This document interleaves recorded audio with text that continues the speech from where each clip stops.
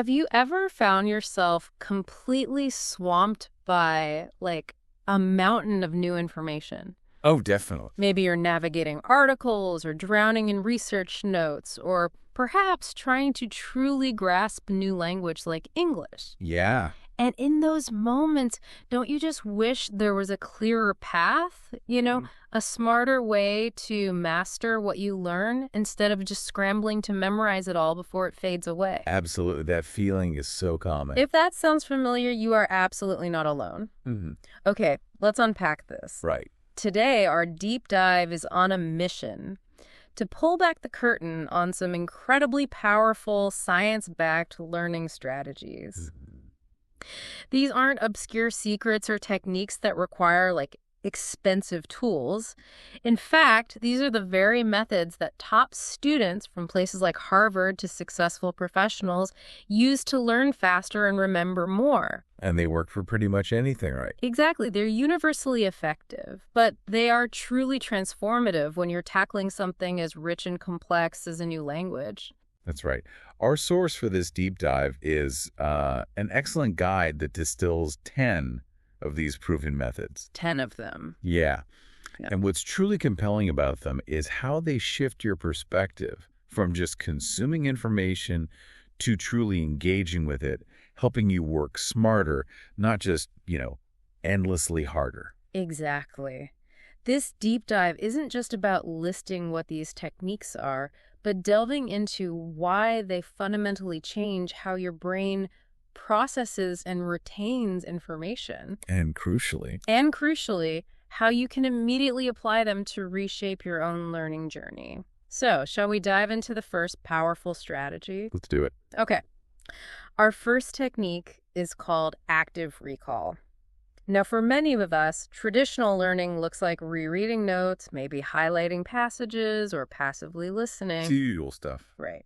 Active recall completely flips that script. It's Yeah. about deliberately retrieving information from your memory without any prompts or hints. Right. No looking back at the book. It might feel a bit challenging at first, maybe even frustrating. Yeah, it can be. But that's precisely where its power lies. Well, what's fascinating here is that active part. Think of it like a mental treasure hunt. Okay. Instead of someone just showing you where the treasure is that's passive reading, active recall forces your brain to dig for it. Right. That effort of retrieval, pulling information out of your brain, isn't just about testing yourself. It's actively strengthening the neural pathways, Ah, okay. making that memory path clearer and, well, easier to find next time. Hmm. Research in cognitive psychology often calls this retrieval practice or even desirable difficulties. Desirable difficulties. I like that. Because the effort you put in creates a stronger, more lasting memory. It builds mental endurance, essentially. So how do you actually put this into practice? Like for someone learning English, Good question. imagine you've just spent a few minutes reading about common English idioms. Okay. Instead of immediately rereading the text, close your book, your app, or even just look away. Yeah. Then try to write down everything you remember about those idioms, or maybe say them out loud in your own words. You could even challenge yourself with specific questions like, what were the 3 idioms I just learned? Or what does spill the beans mean? And can I use it in a new sentence right now? Right. And that struggle, that active effort, it powerfully signals to your brain, okay, this information is critical. Let's make sure we don't lose it. Got it. So the effort itself is the learning mechanism. In a way, yes. And that leads us perfectly into our second technique, which works, hand in hand with active recall, spaced repetition. Ah, yes. Spaced repetition. Many learners, perhaps including yourself, are familiar with cramming. Oh, yeah. All-nighters before exams. Exactly. Trying to shove a huge amount of information into your brain right before a test. The problem is, well, that knowledge often vanishes just as quickly as it appeared. It's like building a sandcastle right at the water's edge. Perfect analogy. It looks great for a moment, but the next tide washes it away. That's cramming. So what exactly is spaced repetition, and why is it so much more effective for long-term retention? Okay, so if we connect this to the bigger picture, cramming only really engages your short-term memory, which, as you said, forgets quickly, like really quickly. Right. Spaced repetition, however, is designed to move that knowledge into your long-term memory, where it can stay for weeks, months, or even years. Okay, that's the goal. The spaced part means you're reviewing information at intelligently increasing intervals over time, Not all at once. not all at once. And repetition is simply the act of revisiting it. It directly counters the natural forgetting curve that psychologists have identified. The forgetting curve, right? So by reviewing just as you're about to forget, you actually solidify the memory each time. You interrupt the forgetting process. And this is where it gets really interesting for English learners, right? Absolutely. Let's say you're learning a new English word, like reluctant, meaning not wanting to do something. Okay, reluctant. With spaced repetition, you might review it today, then maybe tomorrow, then in 3 days, then next week, then maybe a month later. Gradually spreading it out. Exactly. Each successful recall session strengthens that memory. And the brilliant part is, well, smart apps like Anki or Quizlet, they automate this entire process for you. Oh, that's handy. Yeah. They track what you know and don't know, showing you difficult words or concepts more often, and the easier ones less often.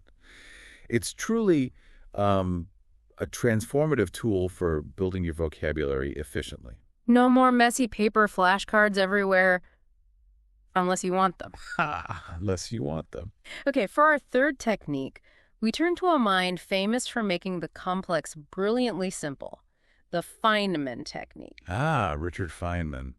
Physics genius. This powerful method is named after him, renowned for his ability to truly understand and then explain even the most intricate scientific concepts in a way that, well, anyone could grasp. Which is harder than it sounds. Oh, much harder. Yeah. This isn't just about memorization, it's about genuine comprehension, deep understanding. The Feynman technique is deceptively simple, but incredibly effective. It breaks down into 3 core steps. Okay. First, you learn a topic. It could be a challenging grammar rule, a new set of vocabulary words, or an English expression like, say, break the ice. Right, standard learning part. Step 1. Second, and this is crucial, you pretend to teach it to a child. To a child, okay. Yeah. You explain it using the simplest possible language, avoiding jargon. The goal here is to strip away all complexity. Can you explain break the ice without saying idiom or using any advanced terminology? That's a good test. If you can explain it clearly to, like, a 5-year-old, What? it's a strong sign you truly understand it yourself. You can literally talk to yourself, write it down, or even record a voice note. Just get it out simply. And the third step. The third step is where the true understanding blossoms. You find the gaps. If you get stuck, if you hesitate, if you find yourself saying, wait, how do I explain this part without using complicated terms? That hesitation, that pause. That's the gap. That's a precise indication of a gap in your knowledge. But that's not a failure. It's actually a gift. Right, it tells you where to focus. Exactly. Because now you know exactly what to go back and review. This technique forces you beyond just surface-level recognition, pushing you to deeply process and synthesize information. Which builds confidence in using English naturally, I bet. Totally. Imagine explaining get cold feet to a younger sibling. It means you get kind of scared to do something you planned, like canceling a party at the last minute because you got too nervous. Simple, clear. If you can explain it that simply and clearly, you've really mastered it. You own it. All right. Our fourth technique might feel counterintuitive to how many of us typically study, but apparently it's incredibly effective. Interleaving practice. Yes. Interleaving. Most learners are accustomed to blocked practice, right? You dedicate an entire hour to only grammar, then maybe another hour to only vocabulary. It feels neat, organized. It feels like you're making progress in one area. But this raises an important question. Why is mixing things up actually so powerful? Yeah, why? Interleaving means you mix different topics and skills within one single study session. Think of it less like an organized list and more like a full-body workout for your brain. Okay, I like that analogy. Instead of just training one muscle group, you're doing cardio, lifting weights, working on flexibility, all in one session. So for an English study block, you might do, say, 15 minutes of grammar. Got it. Then switch to 10 minutes of vocabulary, then maybe 10 minutes of reading, then 15 minutes of speaking practice, and finish with 10 minutes of writing. So constantly shifting focus. Exactly. By constantly switching, you force your brain to adapt, to switch gears, which research suggests improves your problem-solving ability and helps you connect to different ideas. It's actually much closer to how real conversations happen, isn't it? Where grammar, vocabulary, listening comprehension, they're all being processed simultaneously. That's a really good point. It's not blocked in real life. That's Yeah. such a great analogy, a mental full-body workout. It makes your learning much more flexible and applicable in real dynamic situations. Right. For instance, if you only learn the word delay in isolation, you might know its dictionary definition. Fine. Okay. But if you interleave it with reading articles or listening to conversations, you might learn how it's used in context, like the flight was delayed due to bad weather, or please don't delay your application. Ah, you see the nuances. That's where learning becomes truly practical, memorable, and helps you become a truly well-rounded English learner, able to pivot and use language naturally. You become more flexible. Makes sense. Okay, technique number 5 is about giving your learning a compass. Set clear goals. Oh, this is a big one. We've all been there, sitting down to study, and an hour later you realize you've been aimlessly scrolling or just flipping through a grammar book without really absorbing anything deeply. Guilty as charged sometimes. Me too. Yeah. That's often the result of studying without a clear purpose, right? Absolutely. Top students, especially those who excel in demanding environments, they don't just study. They plan with precision. Setting clear goals provides your brain with direction and powerful motivation. It's like having a detailed roadmap. If you know exactly where you're going, it's infinitely easier to stay focused and track your progress. Right.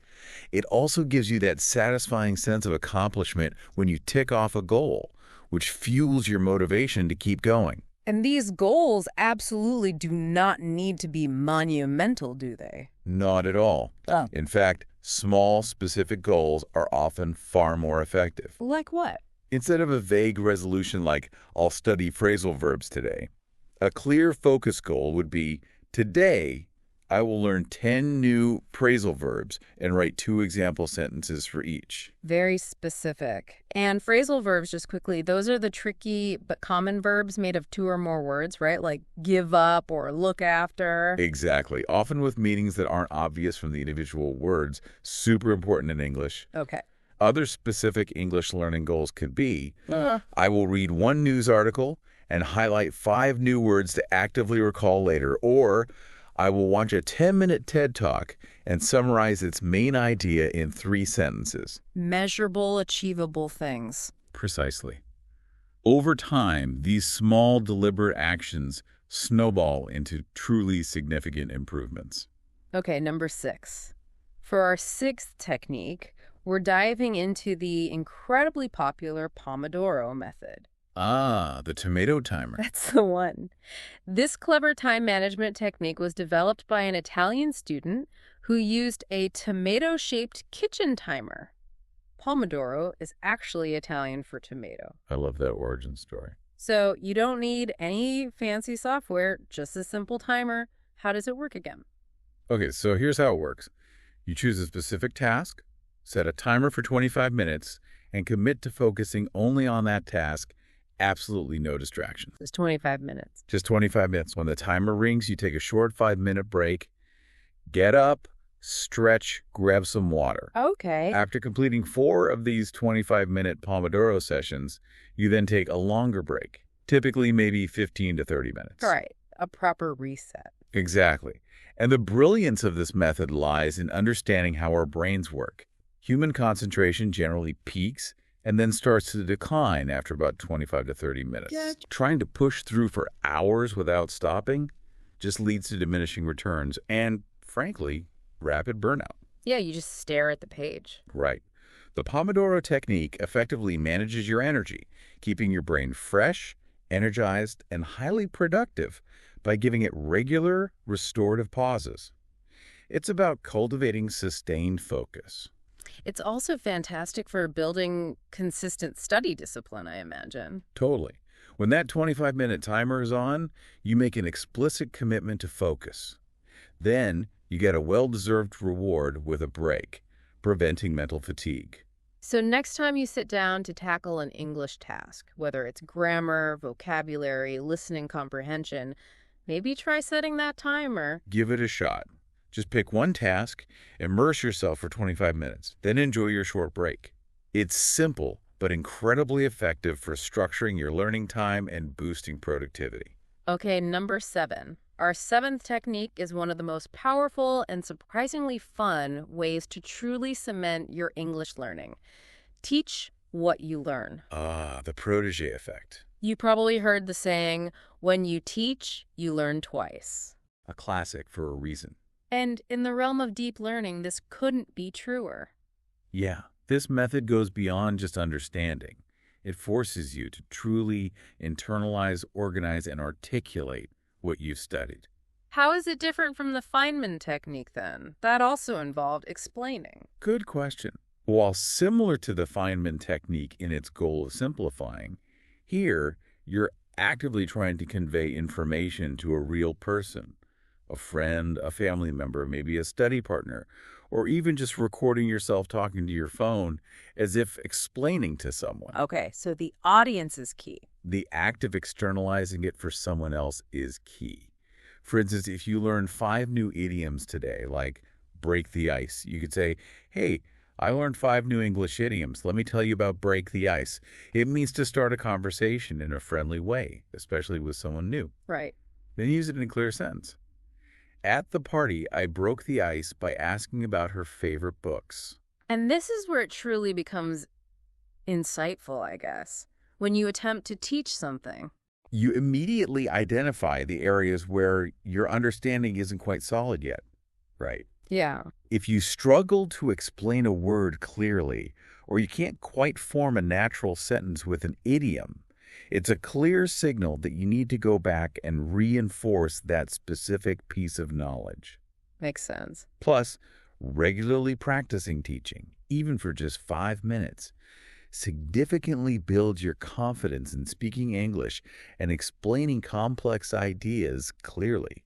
Skills that are absolutely essential for real-world conversations. Definitely.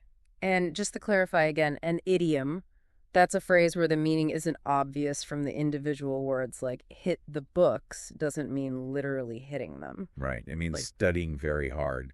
English is full of them. It really is. Okay, number 8. For our 8th technique, let's talk about a quality that truly distinguishes successful learners regardless of their field.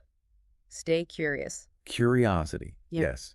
It's not just about learning for a test. No. It's about transforming study into like an adventure of discovery. That sounds much more appealing. Well, what's truly fascinating here is why curiosity is such a potent learning tool.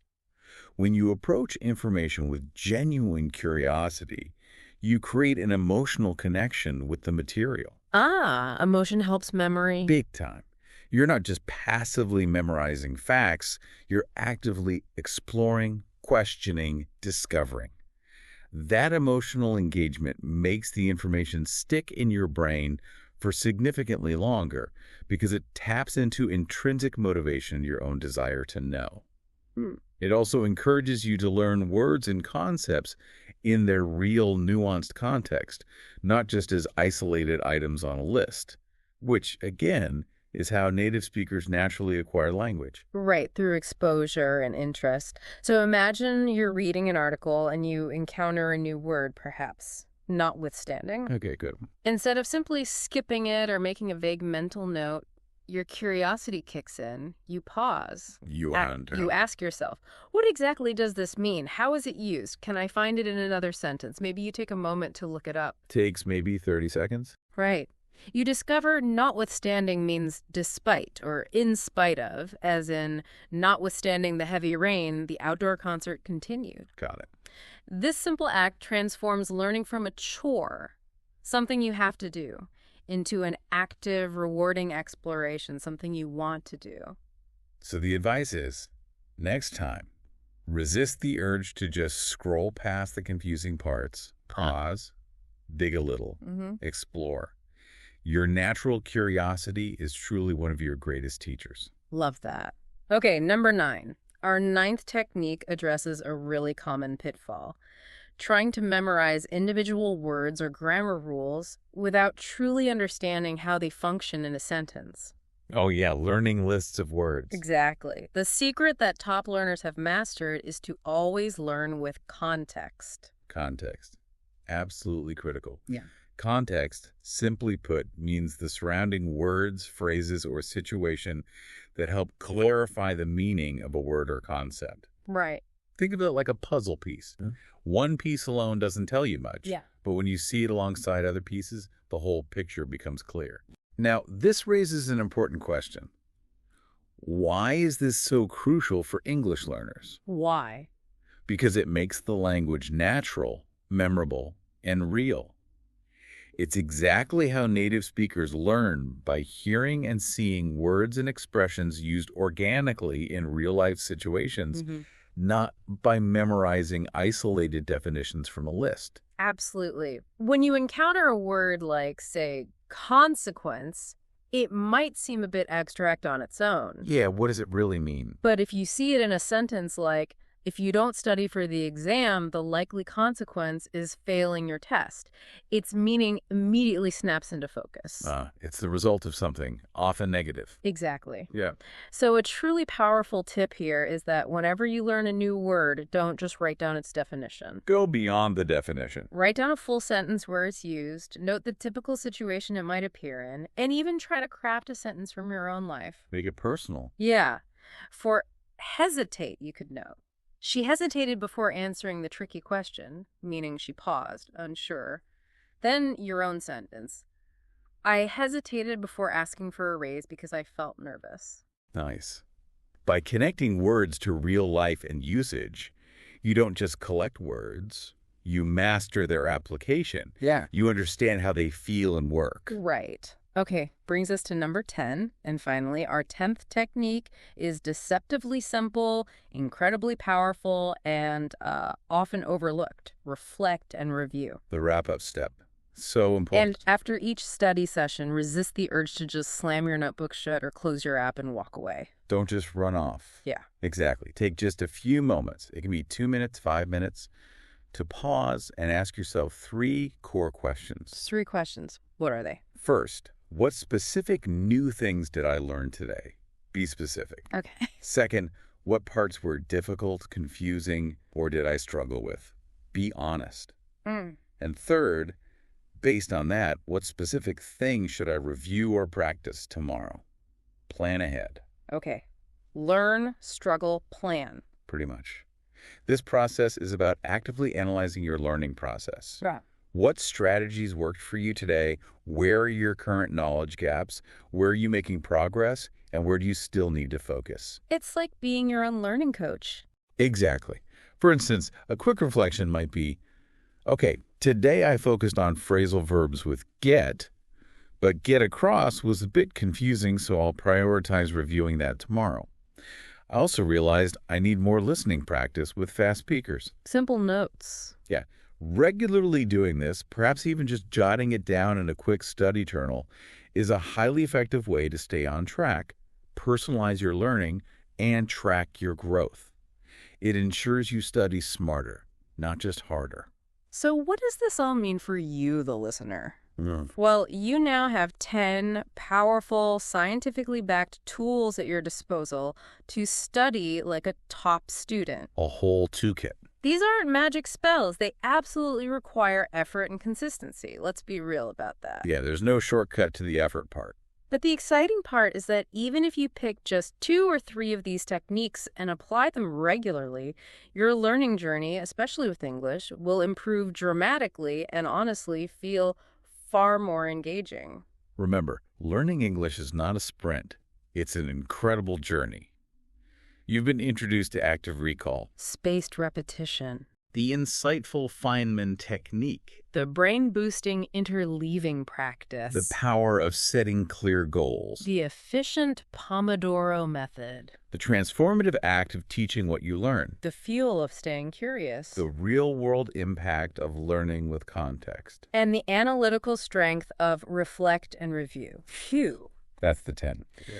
So as you embark on your next English learning session, which one of these powerful tools will you intentionally pick up today to make your journey not just more enjoyable, but also yield faster, more profound results? Just pick one to start. Exactly. Perhaps you'll start with active recall, testing yourself instead of just rereading.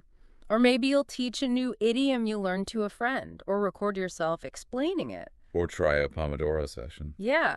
Just pick one, commit to trying it, and observe the difference. Because applying even one of these strategies can truly transform your experience, helping you enjoy the learning journey more and see real, tangible results faster than you might have thought possible.